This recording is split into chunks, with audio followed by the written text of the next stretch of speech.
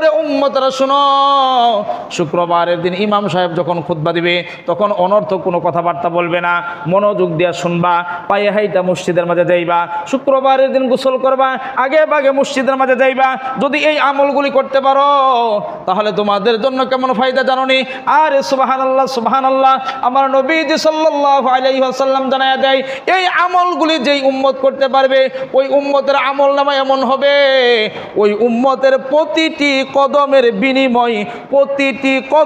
বিনিময় 1 বছর নফল রোজা এবং 1 বছর নফল নামাজের সওয়াব ওই ব্যক্তির আমল নামায় দেওয়া হবে। আনা আউস ইবনে আউস রাদিয়াল্লাহু তাআলা আনহু قال سمعت النبي صلى الله عليه وسلم, হযরত আউস ইবনে আউস রাদিয়াল্লাহু তাআলা আনহু বর্ণনা করেছেন আমি নবীজি সাল্লাল্লাহু আলাইহি ওয়াসাল্লামকে এই কথা বলতে শুনেছি, মান গাসসালা ইয়াউমাল জুমআ, যে ব্যক্তি শুক্রবারের দিন গোসল করবে। তো এখন আপনারা বুঝে থাকলে বলেন, আমরা শুক্রবারের দিন গোসল করে জুমার নামাজ আদায় করার জন্য আসছি না? 1 নাম্বার সুন্নত আমরা পেয়ে গেলাম, যেই ব্যক্তি শুক্রবারের দিন গোসল করবে এবং আগে আগে মসজিদে আসবে। মসজিদে কি পরে আসবে নাকি আগে আসবে?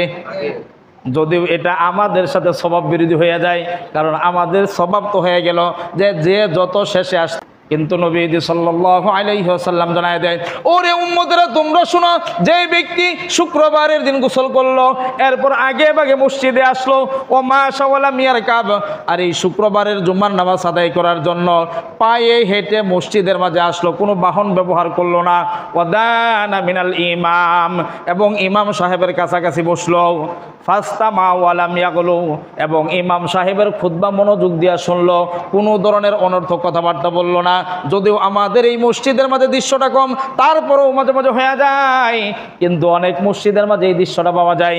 ইমাম সাহেব খুতবা দিতেছে, ইমাম সাহেব বয়ান করতেছে, মানুষ দুনিয়াবি নানান ধরনের কথাবার্তা বলতেছে, কথা বলেন ঠিকই ঠিক না? কিন্তু নবীজি সাল্লাল্লাহু আলাইহি ওয়াসাল্লাম জানায় দেয় এখানে কি অনেক কষ্টকর কোনো আমল ছিল? শুক্রবারের দিন গোসল আমরা করি কি করি না?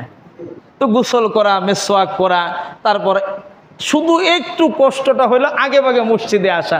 তারপর আপনাদের প্রতি বিনীত অনুরোধ রাখবো, শুক্রবারের দিন যেমনই হোক মসজিদের মাঝে একটু আগে ভাগে আসার জন্য চিন্তা ফিকির করবো ইনশাআল্লাহ।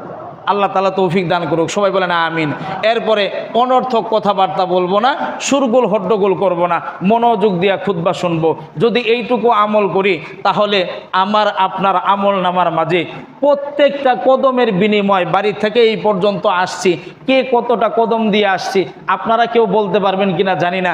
আমি যে মসজিদের সাথে এইখান থেকে এই পর্যন্ত আসছি, আমারটাই আমি বলতে পারবো না, আপনাদেরটা বলা তো আরও দূরের কথা, আমারটাই বলতে পারবো না।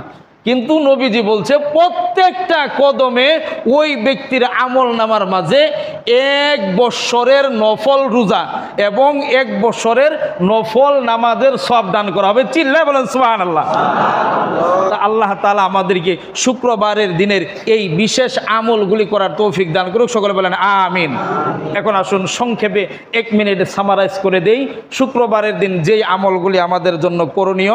1 নাম্বার মেসওয়াক করা, গোসল করা, সুগন্ধি ব্যবহার করা, পায়ে হেঁটে মসজিদে আসা, অনর্থক কথাবার্তা না বলা, সাধ্য অনুযায়ী সামর্থ্য অনুযায়ী নামাজ আদায় করা, দোয়া কবুলের সময়গুলির মাঝে দোয়া করা, বেশির থেকে বেশি পরিমাণে দুরুদের আমল করা। বেশির থেকে বেশি পরিমাণ কিসের আমল করা ভাই? হাঁটতে চলতে ফিরতে আমরা দুরুদের আমল সাল্লাল্লাহু, একেবারে সংক্ষেপ যেটা, যদি বড়টা নাও পারেন হাঁটতে চলতে ফিরতে বেশির থেকে বেশি আমরা কি বলবো? সবাই জোরে পারেন সাল্লাল্লাহু, বাস। তারপর দোয়ার আমল করা। আল্লাহ তাআলা আমাদেরকে শুক্রবারের দিনের এই সুন্নত আমলগুলো করার তৌফিক দান করুক, সকলে বলেন আমিন। ওয়া আখির দাওয়ানা আলহামদুলিল্লাহ।